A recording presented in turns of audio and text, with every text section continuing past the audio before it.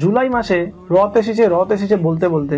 কোনো একজন বড় কাউর কাছ থেকে শোনা যে আজকেই দুর্গাপুজোর শুরু, কাঠামো পুজোর মাধ্যমে আজকে থেকেই প্রতিমা বানানো হয়। ওই যে মনে দুর্গাপুজো আসছে এই এক্সাইটমেন্ট নিয়ে মহালয়ার দিন ভোরবেলা বীরেন্দ্র কিশোর ভদ্রের স্ট্রোক, কোনোটাই কিছু না বুঝতে পেরে ঝিমুঝিমু চোখে ভোর 5টা অবধি ওয়েট করে তারপরে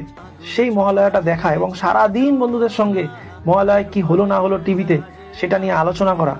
এরপর ক্যাপ বন্দুক, শাটার বন্দুক, কে কি কিনবে সেই নিয়ে আলোচনা, যৎ সামান্য হাত খরচা পুজোর সেই যে আনন্দ, এবং আস্তে আস্তে ওটা যখন কলেজ লাইফ হয়ে যায় তখন কারোর হাত ধরে প্যান্ডেল হপিং বা বন্ধুদের আড্ডা বা বন্ধুরা মিলে হোল নাইট ঠাকুর দেখা। এটা ধীরে ধীরে যখন আর একটু বয়স আসতে থাকে তখন সারা বছরের ক্লান্ত ব্যস্ত